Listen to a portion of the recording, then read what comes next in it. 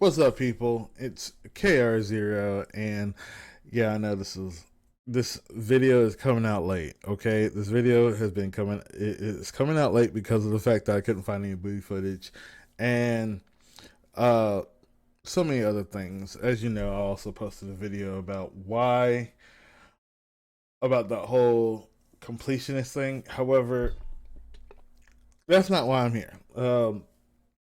The main reason why I'm here is to, show off this video.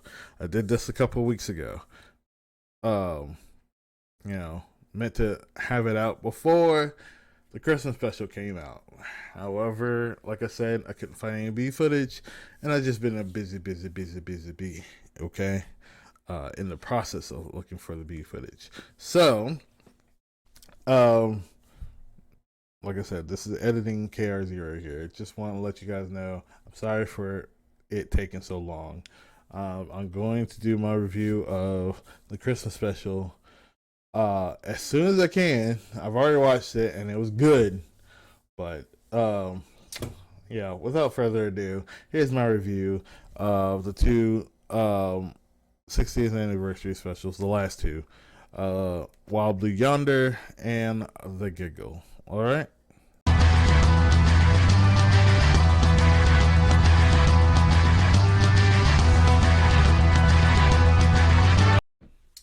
All right, everybody. It is KR0, and I am back finally. Sadly, I did not get to do the Wild Blue Yonder video like I wanted to in advance of the Giggles episode, mainly because I'm a busy man and work and a few other things kind of hindered my ability to make the Wild Blue Yonder video in time. So as you can tell, I'm making a double review today on the Wild Blue Yonder, which everybody's already talked about, of course, and the Giggle, because oh my god, the Giggle just completely changed the whole conversation about Doctor Who, especially after that regeneration scene, or should I say, a bi-generation scene. But um, before I go too far into that, and I will get into that, let's talk about Wild Blue Yonder. Now, I had seen a whole bunch of reviews and the behind the scenes of Wild Blue Yonder, and I get that it was inspired by the thing, and I see the elements of that throughout the episode. However, when I was watching the whole episode, I got more of a Event Horizon vibe. If you ever seen that movie with Lawrence Fishburne and what's his name, the guy who played Dr. Grant in the Jurassic Park movies. I'll remember his name eventually, but I couldn't get it here in my head right now as I'm talking. Yes, I did kind of make a script, but I did more bullet point script so I can continue to rant off, but still stick to the points that I wanted to make. Anyways, but I also got the Sphere vibes, which had Samuel L. Jackson, if I remember correctly, um, Sharon Stone, and of course, one of my favorite actors, uh, whose name I had in my head just now, but I done lost it. Uh, Dustin Hoffman. There we go, Dustin Hoffman.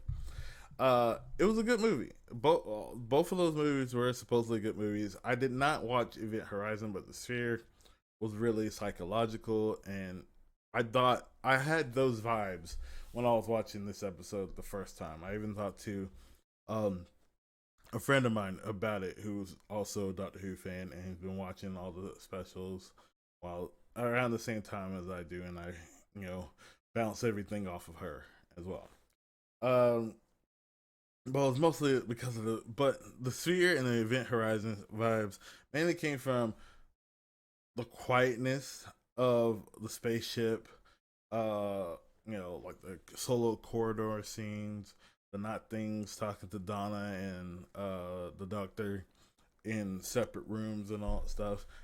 I I get, and like I said, I get the thing inspiration as well now. So more along the lines. I never actually watched the thing.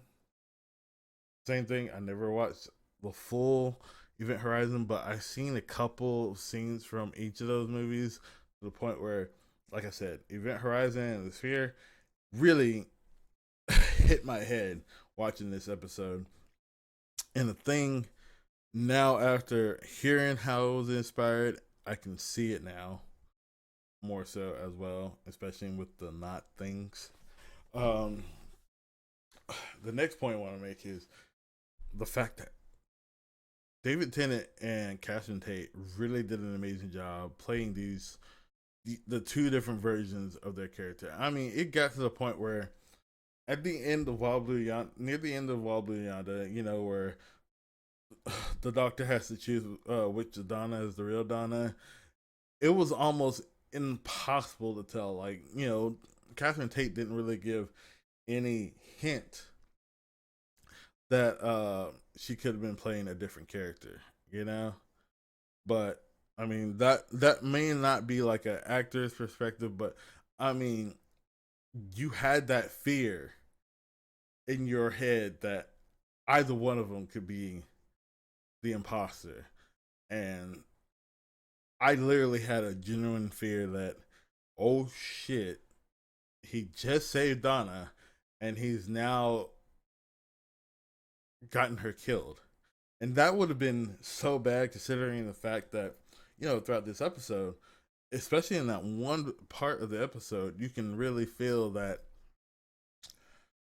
the Doctor, especially 14, is just, he is still reeling from all the events that have happened since his regeneration. Since the 10th regeneration. I mean, Amy and Rory's death. Knowing that River Song is going to die the entire time of finding out who she really is. The 12th Doctor's loss of Clara. How Bill gets killed. Well, dies and gets converted into a Cyberman. Just so many things that kept happening. The Flux event. The fact that the Doctor found out that they are the timeless child. That whole little thing. All of that is heavily affecting 14. And then, near the end of the episode, when it's a possibility he might have left Donna behind, just imagine what if he wasn't able to save her in time, how messed up the Doctor would have possibly been going forward. It would have broke him if that happened. And I think that's what this whole, I think this is what the whole specials were about. Why 14 had the face of the 10th Doctor. It was, hey, look, what we're not mentioning throughout Doctor Who is the fact that, well, the Doctor's been through a whole bunch of shit since, I mean, you could say since the Time War,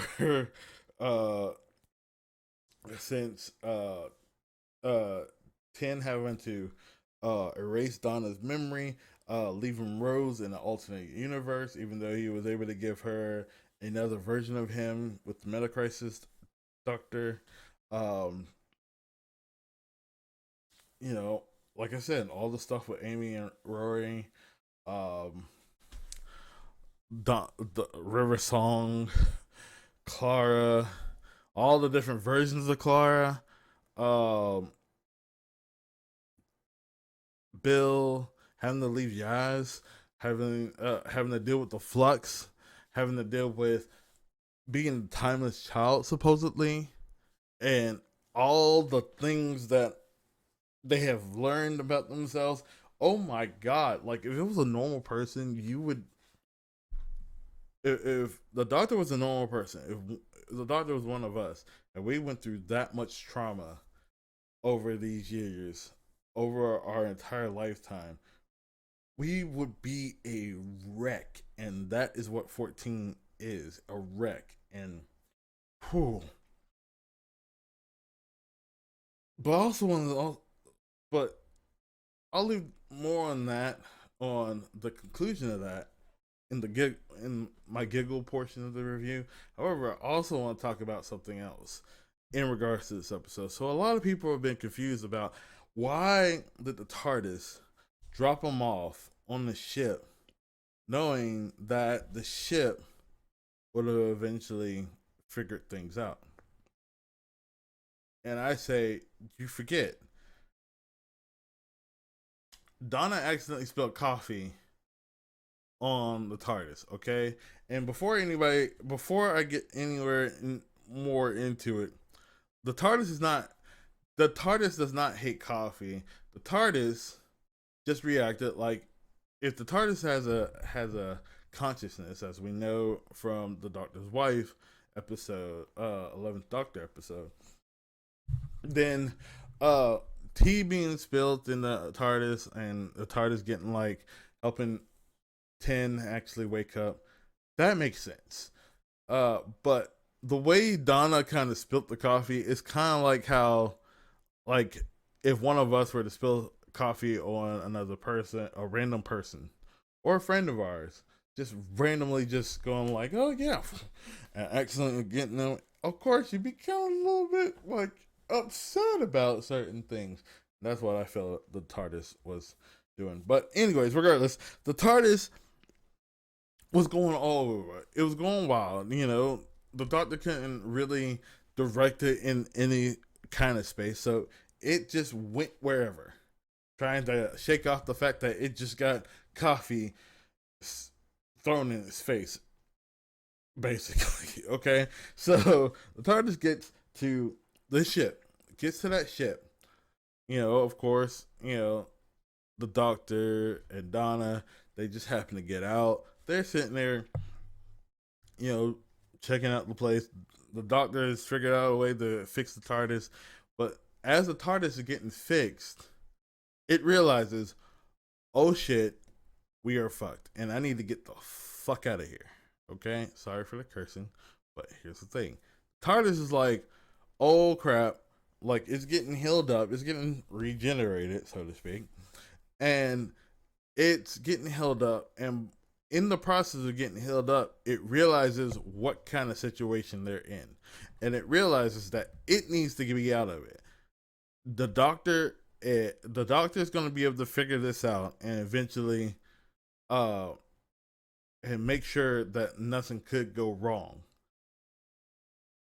And I will show up just before shit goes to shit. Like the TARDIS, by that point, the TARDIS, when it drops off 10 and not 10, the TARDIS when it drops off 14 and Donna, isn't, it gets there by accident. It's not doing that on purpose. It gets there by accident. When it leaves, it does it on purpose. The reason why is because by that very moment of Donna and the Doctor actually going exploring, they were already in the not things trap. Basically, anything could have happened.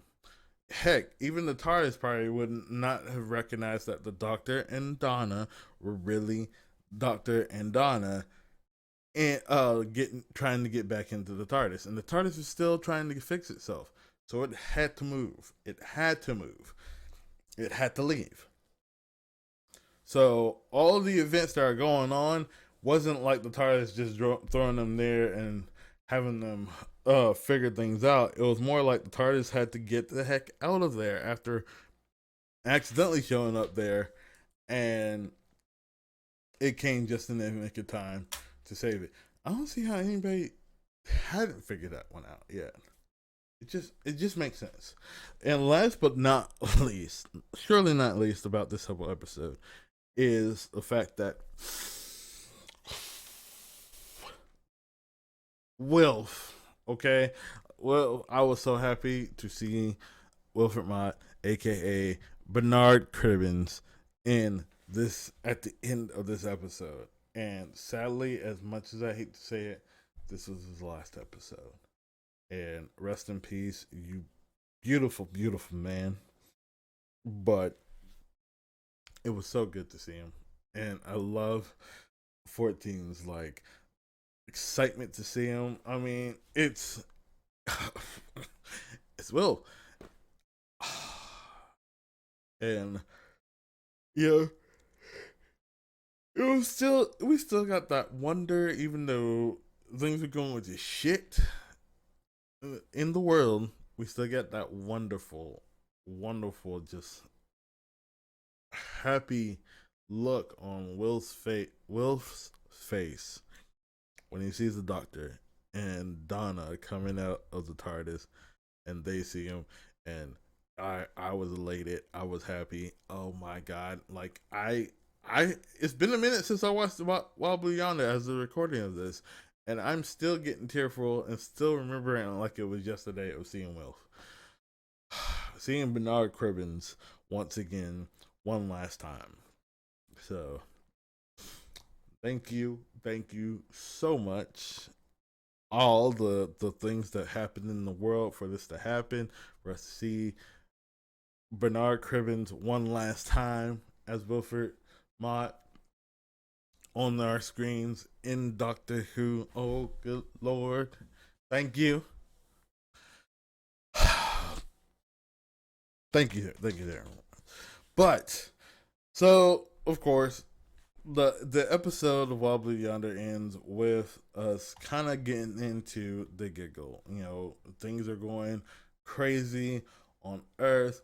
People are just attacking each other. Things are exploding all over the place. It's just chaos.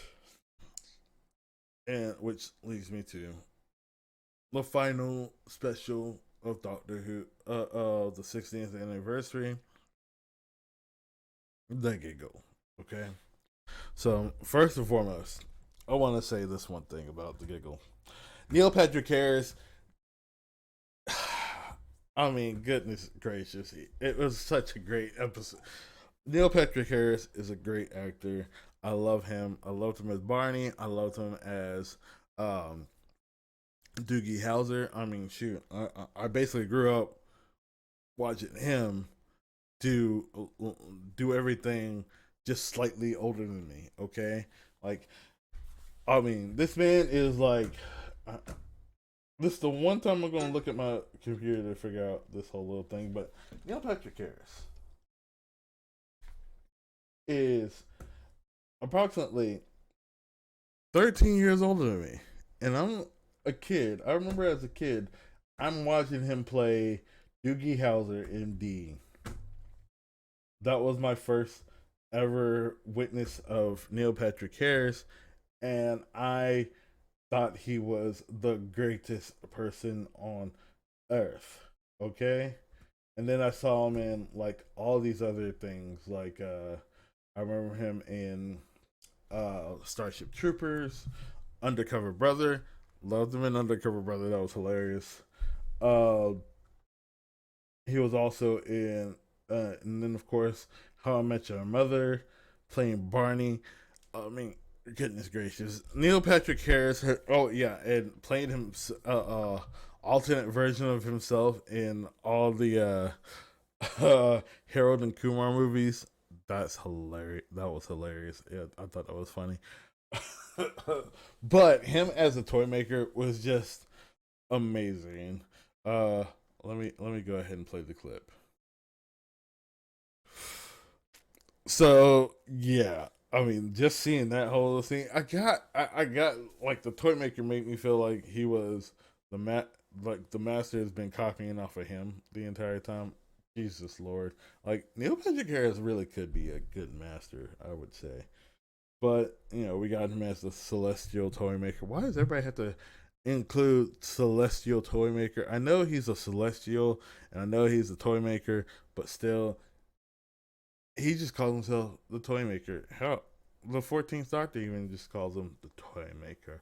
Doesn't have to add the Celestial in there. Anywho, uh, also I wanna point out before I get to other things. Kate Stewart. Kate Stewart, we see Kate Stewart immediately, and when she's going at the doctor, okay, the doctor's sitting there just happy to see her and all that stuff, but she has like a look on her face like she is determined. And then she gives him a hug, and it's like, the reason why she's giving him a hug is because she's so grateful that he's here, and he might be, if there's anybody who's going to figure out how to save humanity from itself, it's him. It's him, and with that face. Okay. Um, but we get Kate Stewart, of course, and then we get the reintroduction of a companion that I thought I would never see again.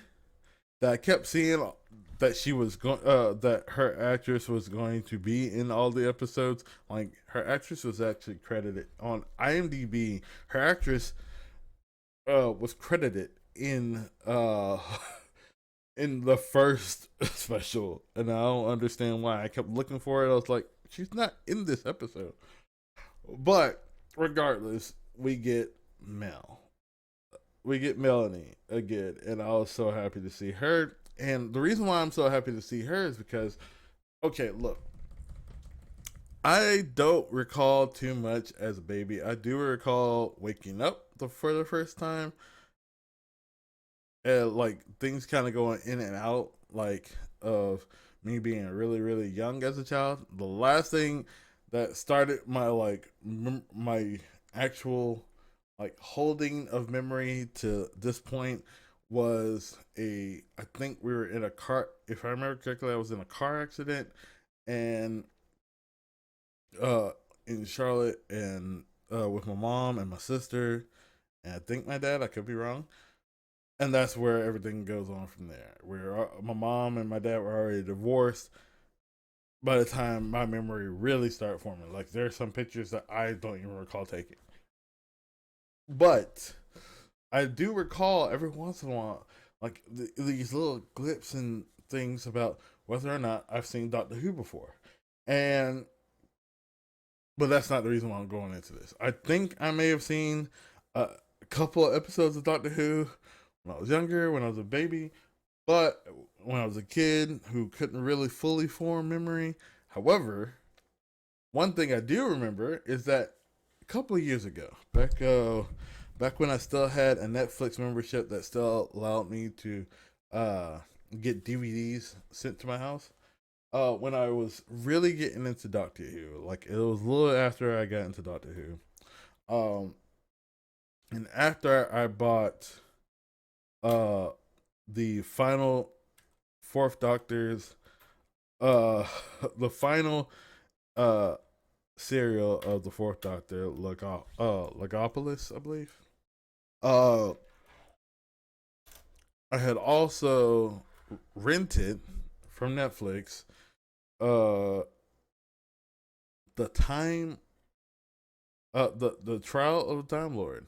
That whole six Doctor season, okay, uh, where we're actually introduced to Mel for the first time in the weirdest way possible. Like, technically, she was taking the Mel that we see during the trial of the Time Lord was taken from a moment of time after she was already traveling with the Doctor, and then she becomes his companion going forward, and yet you don't really see her becoming the companion of the Doctor, like the first meeting of them, because it was a whole bunch of like convoluted, messed up stuff. Either way, that was the first time I ever saw Mel. Okay, during that whole little time of the Time Lord, Trial of the Time Lord season, that I happened to rent the disc for, the DVDs for. First time I ever, I literally had to watch it in that order, in those orders. Sorry, excuse me, but I saw it and I enjoyed it, and this is uh, like this is the reason why, like for me, Doctor Who wise, out of all the old classic Doctors I have ever seen, the fourth and the fifth Doctor and the sixth Doctor, I always like the ones that uh, I'm always gonna remember fondly. And companion wise, Adric, Tegan, uh, Adric Tegan, and what's her name?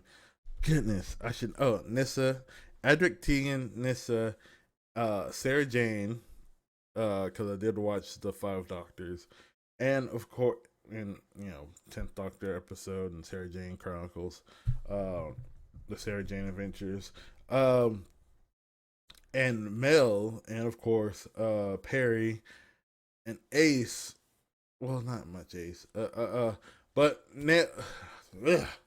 Tegan, Tegan, Adric, Nissa, Mel, and Perry always going to be more fond. I'm going to have more of a fondness for them, and Sarah Jane, of course, mainly because of her roles in the 10th Doctor story and like her TV show that came out in the 2000s before Elizabeth Sladen's death.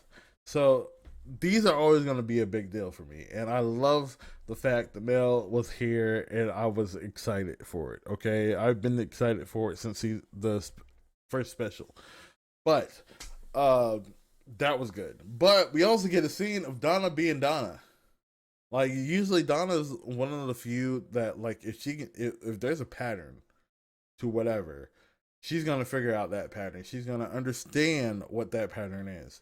And we also get a nod to the Doctor knowing that like Donna is like the fastest on the keyboard. Best temp in Chiswick. 160 words per minute or something like that. I forget. Uh, however, like we get that scene in unit, and and everybody was just like, "Yep, it's cool."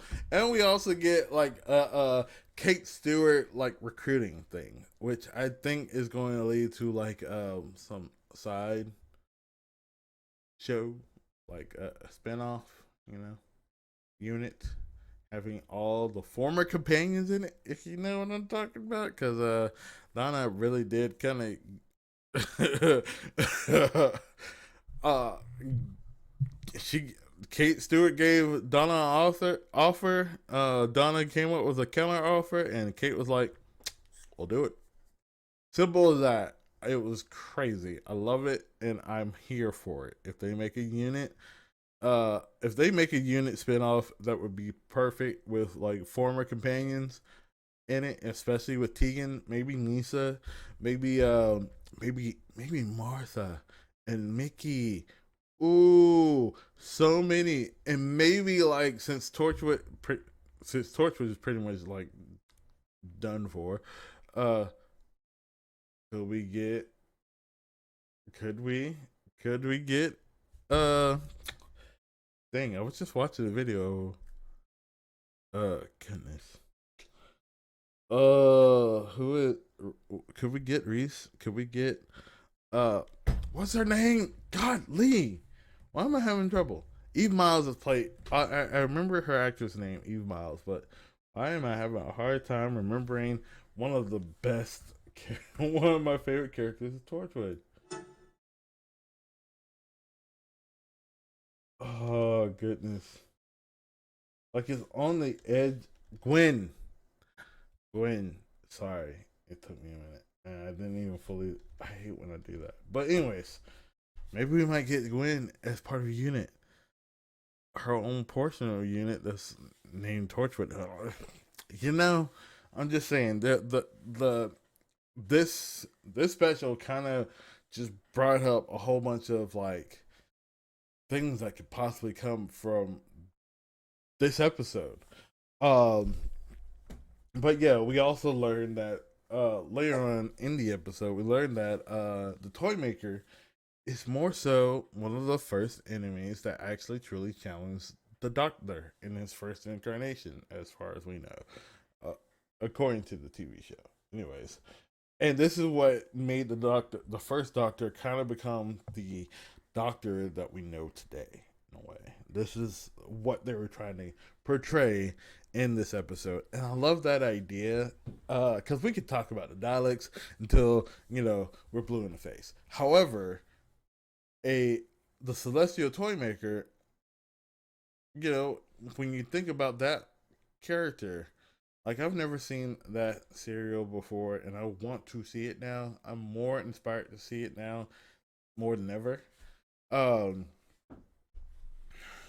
Even though it sucks because I live in America and it's on BBC iPlayer, and I can't watch those former Doctor episodes. So BBC, please allow for Disney Plus to actually give it, or find a way for us to see it.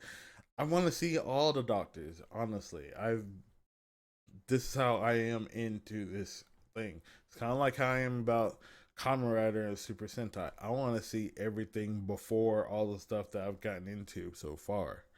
You know, I want to see the back. I want to see the backlog so I can be like, I'm even more of a fan. I like this classic stuff. I like the classics just as much as I like the moderns. Um, so I would love to see that, but so far what they did here was good. Neil Patrick Harris's toy maker does this one scene where he kind of loosely tells the stories of some of the companions that the Doctor's had since Donna, Amy, and the and the Doctor's constantly trying to like uh bring up the actual what fully happened. Like the toy maker goes about Amy, he's like, yeah, he was hanging out with Amy, or redhead. He really likes his redheads. Probably referring to that whole little kissing scene, if you know what I'm talking about. But the toy maker goes this whole little thing. He's like, oh yep, and then she dies and cuts the string, and Doctor's like quick to say, but she died of old age, which is true. He just didn't get to see her die of old age, but then he's like, "Oh, it." This is where the toy maker kind of gives me this whole weirdness, but I also love Neil Patrick Harris. Neil Patrick Harris's delivery of it with this American accent. Yes, I watched closed caption, but he's like, "Well, well, that's good," or something like that. I forget how he says it. I forget how he says it, but it was like the way he said it was just kind of fucked. Well, not but just the way he says it was kind of rude. He met eine Freund. She died of old age. Well, that's all right then. Well, that's all right then. There you go. There you go. I had to see that whole little bit, but anyways, he talks about how Clara gets killed by a bird, the raven. And Doctor stands up, immediately goes, yeah, but she's living her life in her 1 second of life all over the place. Knowing, so pretty much the Doctor knows she's still out there, okay? She could be out there for as long as period of time and then finally go to her actual death. So she's basically, in a way, immortal, even though she knows she has to go back to that point where she dies. And he's like, well, that's all right then. And then, of course, talking about Bill Potts, and and he's like, well, she still has a consciousness. He's like, well, that's all right then. But you could tell that the toy maker is like just trying to just hammer in the trauma to the 14th Doctor. And then we get the craziness, the big craziness. So in the final kind of battle of wits and kind of final battle of the toy maker and the Doctor, the toy maker, since he won a game against the 14th Doctor, and they still have a best of three toy maker in his infinite, well, in honor of fairness, uh, in order by playing by the rules, he decides to, yeah, the 14th Doctor in order to get the 14th to regenerate into a new Doctor because he feels like that's the only way they're going to be able to play the next game, right? And then we get the craziness. The craziest scene of all. The bi-generation. Oh my god. That was nuts. That was mad. That was crazy. And I loved it. I mean, goodness. Having the Doctor basically regenerate into two different people. Still keeping what the original the incarnation that we had just seen, but also seeing the new incarnation, and they hug each other. It's like kind of a meta type thing of like, one being able to like truly, hug themselves and like appreciate themselves and all that stuff in a way. Um, Appreciate their past and all that stuff. It's meta. But 15, like, and I like how that suit, that whole little clothing exchange works. Like, they still never mention the whole fact of why did 13's clothes change into the 14th Doctor's clothes. I'm still trying to figure that out. Okay, I need that to be explained. Like somebody RTD, just explain it to me, please. But then of course they play one last game of uh keep the ball from falling to the ground. Don't let the ball fall, and they win. And I love the ending of that. But let's talk about 15 and 14 and them being a thing.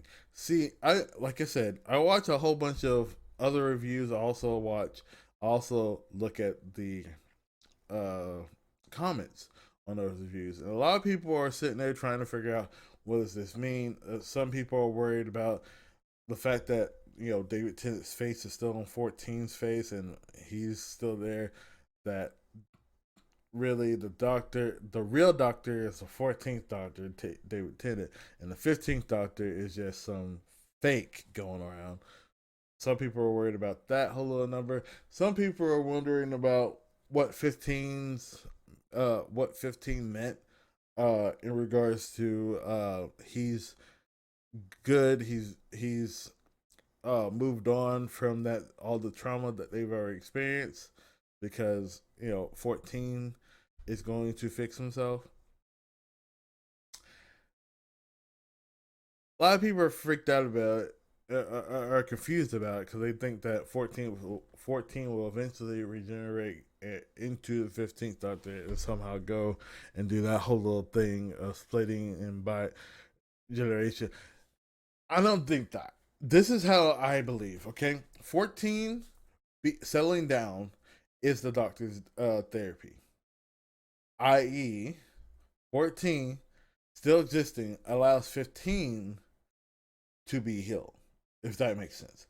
Like, not 14 eventually going back and splitting off from himself, but the split is the therapy. Basically, the moment that they bi-generated, 15, when 15 arrived and came out, 15 was like all the trauma was left with 14, and 15 is the Doctor healing thyself. Okay, basically 15 is the real Doctor as much as the 14th Doctor is the real Doctor. The only difference is 15 no longer has that trauma of 14, 13, 12, 11, 10, 9 war. He's out. That trauma was left with 14 and 14 alone. And 14 is now able to heal from that trauma by just standing still, just by staying in one place and not going off an adventure and not going off and running and running. And 15 is the, in a way, the reset, you know? That's how I look at it. That's my theory on the whole subject of what 15 was really trying to say. Is that 15 is the reset, 14 is, hey, I'm now healing myself. And 14 could possibly still regenerate, and maybe 14 will become the curator. You don't know what could happen from this whole little by generation situation. Both of them could still have the ability to regenerate. It's not like the Meta Crisis Doctor. 14 probably still has both of his hearts. Could still regenerate. Still has that regeneration energy. And 15 could still regenerate and continue to save lives and do all that stuff. 14 doesn't have to save lives because he knows the Doctor is out there. The 15th Doctor is still out there doing all the things and all that stuff. 14 can just relax and be happy for once and not be so stressed and all that stuff. It can heal. He can heal. The Doctor can finally heal, and that that in itself is cool. And the fact that 15 and 14 can actually sit there, actually have this ability to just hug each other. And if 15 can be like the older, more wiser, less stressed. Now, you know, you're healed now, type thing. He can literally give 14 a hug and literally tell him it's going to be okay. And it actually makes sense that it's going to be okay. There is that whole little thing. But needless to say, I cannot wait for the Christmas special. Okay, Shooty seems like he's going to be a great doctor. That's how I feel, at least. I mean, yes, in his first thing, he basically had no pants on. He's basically in his skivvies, okay? But I do, again, I have to say, I do love how the split happened and why they were dressed the way they were, okay? It just means that although with Shooty wearing the underwear and the overshirt and the tie and the shoes, well, that just means that like 14 is just sitting there going commando with those pants. So hopefully there's no ripping the pants. Think about it, like they pretty much every all the articles of clothing that 14 was wearing before the regeneration just kind of got separated into the two. That way, 15 wasn't out there, just showing it off for the entire world. Okay, but um, let's get into the final thoughts. Okay, let me talk about the final thoughts. Okay, so first of all, there's one thing I really want to talk about. Um, okay, um, the criticism of wokeness and progressiveness in Doctor Who, especially these last three specials. I've seen a lot of reviews and a lot of comments in all these different YouTube videos about Doctor Who, where a lot of people there are a few. I don't know. It's like a mixture of it, where some people are kind of going on this whole little tirade about how they're not a fan of this woke Doctor Who nonsense, uh, this progressive push in Doctor Who and all that stuff. And I say, what are you talking about? It's been a factor of Doctor Who since the first regeneration. Progressiveness, changing the thought process of how Doctor sees things, how the world sees things, all this stuff. Um, think about it. Like for you to sit there and just sit there, for anybody to sit there and go like Doctor Who's becoming too woke or something like that. Doctor Who's been woke. Like all the stuff that everybody talks about, like most of the people who are talking about Doctor Who now, a lot of them never saw the original classic series, and all their basis of Doctor Who is basically on the 2005 revival. You know, RTD's initial um, initial run of Doctor Who. And I have to say, there's a lot of progressive woke stuff, so to speak, woke stuff that was in Russell T Davies' first era. Um, does anybody not recall that moment where what was her name? The last human who was just basically a graph of skin. Uh, I forget her name for the life of me. But when she possessed both Rose and the Doctor, and the Doctor was like, oh, acting all kind of supposedly fruity. But you knew for a fact it was because he was possessed by the spirit of the final human. Um, let's see. Captain Jack Harkness. Come on, man. Just every single episode with Captain Jack Harkness. In the ninth for the ninth Doctor, heck, even showing up in the last three episodes of Mars's season. I go by like when it comes to like the seasons, I don't like to go by the numbers during the David Tennant era because of the fact that you just call it Rose season, series two, uh, Martha season, series three, uh, and then of course Donna season, series four, and then of course you have the specials, and of course, uh, in the time, simple as that. But a lot of like, okay, how about this? Throughout all of classic Doctor Who, there was not a single, if I recall, there was not a black companion. Do you realize that? And when Martha shows up, this is the first, besides Mickey, which most people wouldn't consider Mickey an actual companion because he was only in a few episodes, even though he was a side character and you see him a lot.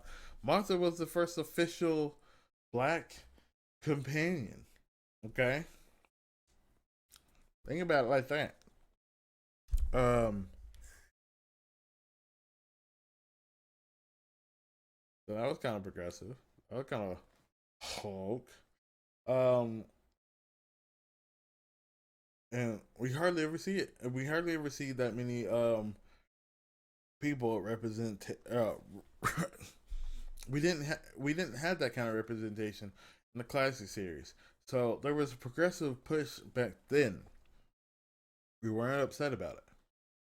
The main reason why a lot of people are talking about this whole like wokeness or progressiveness currently is because right now we have it in abundant. We have too many people who are pushing it too much, and whenever we see something that has like even a hint of it, we automatically assume that it's just encroaching on our wokeness, on our it's encroaching on hey our like some conservative beliefs or some kind of middle ground beliefs. We think it's the far left just pushing too much upon us when it's just a small little bit that is, in my eyes opinion, easily able to grasp. It's not pushing too much. Like anybody's looking for that small little everybody's looking for a small little quote, a small little line that they could add so much more context to when it's just a small simple line. I don't see it like that. I see it as hey, there's a line in the show that could seem problematic, but it's not that problematic. Now, if the whole entire episode was them pushing that whole little narrative, yeah, I could tell you that it's probably a little bit too woke.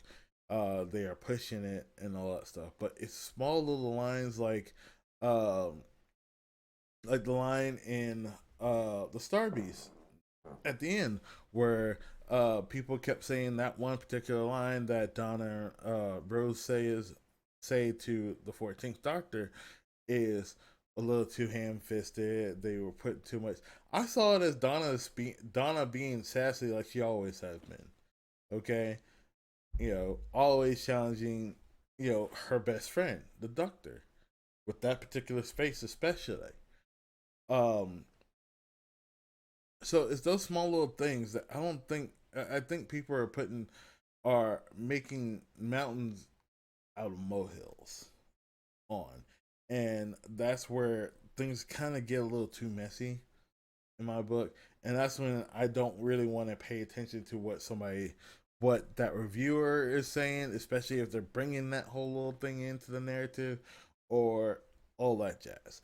Like, look, I would be remiss to say that I don't think that I think that there are some things in the the woke atmosphere currently that needs to like kind of calm itself down because it's making it more of a problem than it wants to make. However, I'm also the first person to say that I do stand with certain people. Um and I will stand with those particular people who are not trying to push something too far. You get what I'm saying? Like there's a certain balance that you have to take in order for things to work out in a great way. And if you push too much, you could end up losing all the ground that you get. It's that whole idea of like, yeah, you can make 5 steps, but you can push yourself 10 steps backwards because of your greediness to push too many things. That's what we're going through so much right now in this whole like that thought process of woke or anti woke or whatever. And I'm not here for it. I'm not here for it, especially when it comes to Doctor Who. This is probably one of the times I'm going to kind of gatekeep my favorite show in a way, but I'm not really gatekeeping it. It's more of an opinion that I'm seeing. It's more of an opinion that I have of the stuff that I'm seeing that I wish would stop. Um, Doctor Who is supposed to be just there, and yeah, well, where the writing sometimes will be off. I don't think Russell T Davies, who basically wrote all 3 episodes, is that much of a progressive pusher, so to speak. He does want to progress things in a really meaningful way. I mean, come on. We have a wheelchair accessible TARDIS after all these years, which you would think we would already have been had, but we have this. We have more of an idea that like, which of you know a wheelchair person, a person in a wheelchair, disabled person, isn't always the villain. Which I never realized until recently that that kind of ended up being the case a lot when it came to some of the villains of Doctor Who and some of the villains of other things. Heck, at one point in the comic books, they were trying to make Professor X somewhat of a villain, and he's a wheelchair bound person. I think it was like in the Ultimate Comics, especially. There was some craziness that was going on with Professor X, if you know what I'm talking about. But I'm just saying, it's like there's things that you didn't realize that was happening in former TV shows, in old TV shows, or old TV stories, or old stories in general, that you didn't realize. Think about it when you really think about it. It is kind of problematic. And thankfully, we have a character like Shirley, who's wheelchair bound and not too much of a dick, and pretty much, you know, a freaking badass in her own right. I love that character. So there's y'all gotta stop. Y'all gotta stop trying. Like, I wish people would stop trying to push too many narratives into things that shouldn't be that pushed. Just if you're gonna watch Doctor Who, to me, if you're gonna watch Doctor Who, and I'm not trying to like, I'm not. Even though I did say gatekeep earlier, I'm not trying to like force you to like think about. I'm not trying to force you to like not think the way you do, but I'm just saying, maybe, just maybe, you know, keep some of the opinions to yourself, because at the end of the day, some people are gonna watch these videos and they're just gonna automatically assume that Doctor Who is more woke than it really actually is. They're not gonna actually take it for. They're not gonna watch this show, and be like, "Hey, this is actually a pretty decent show."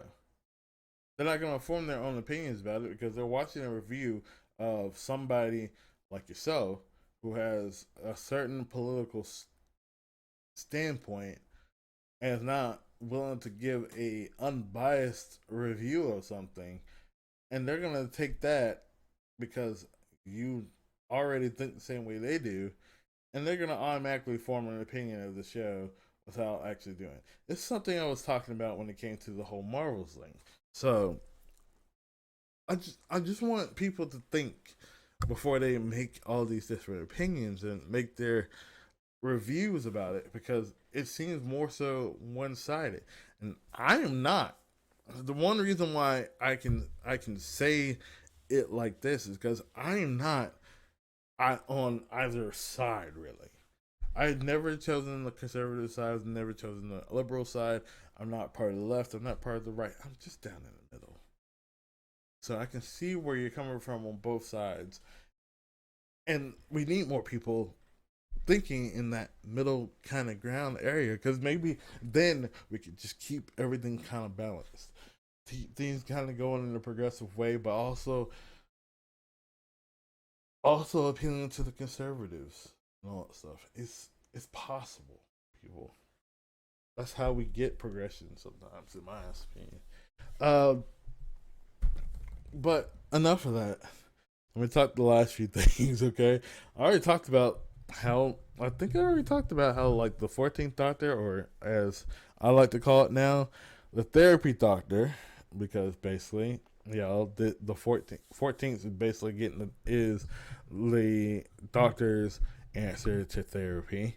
Uh, maybe if he can regenerate, he could possibly become the curator one day, and that may be what that may have been what the curator was actually talking about. Uh, and we can also get more multi-doctor storylines that don't involve time and space being uh affected. Although it would probably be more like just stick to two doctors and all that stuff. And hopefully RTD.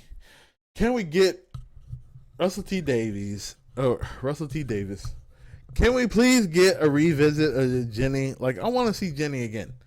Okay, maybe she regenerated or something. Who knows? But overall, I'm gonna finish this out. This is gonna be a long video, I won't lie. But hey, it's a long video that has 2 episodes and a final thought process.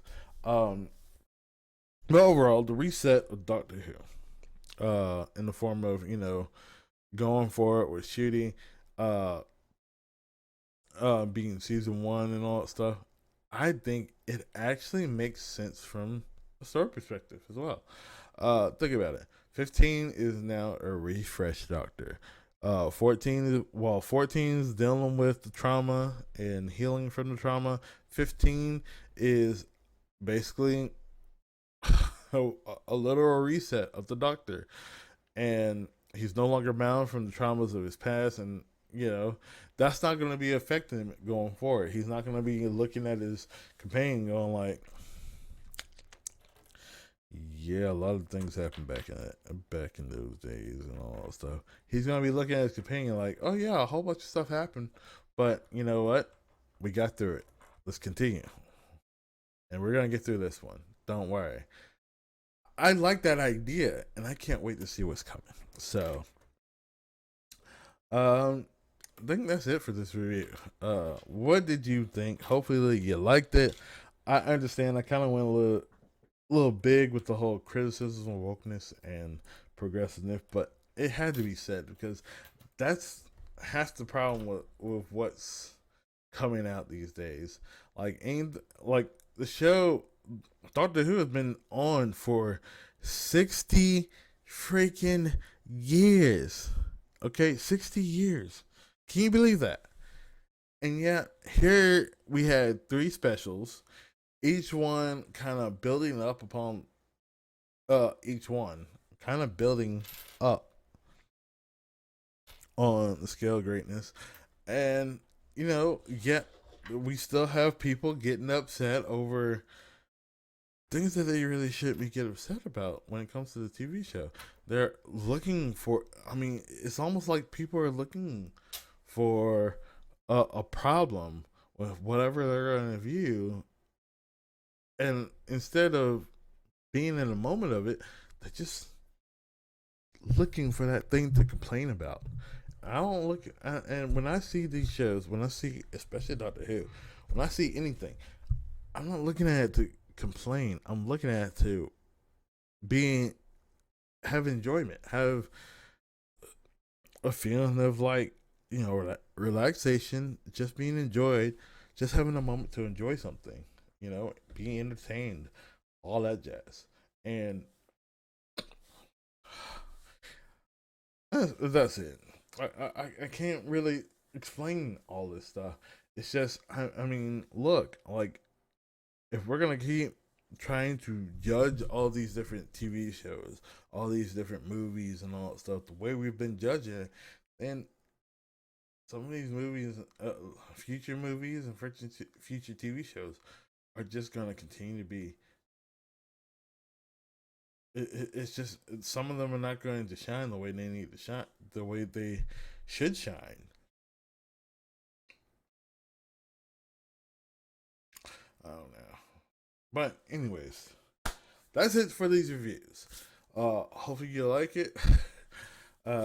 I put a lot of work into this, people. Okay, I know for a fact I'm gonna put a lot of work into this, so hopefully you like it, and hopefully you're subscribed. Hopefully you will push that like button because I would love you know, to know I'm doing something good, and hopefully uh, hopefully, hey, if you comment, if you think there's something else I should have said, or if you think that, maybe I have a good point, or maybe that you have a better point, cool. Uh, let's talk about Doctor Who, though, not just random everyday things. But, anyways, at least with this video. But so far, I've been loving Doctor Who, and I can't wait to see how Shitty Alpha does. So, you guys have a good day, have a good life. And Christmas and New Year's is coming up, so Merry Christmas and a Happy New Year if I don't see you beforehand. So, peace.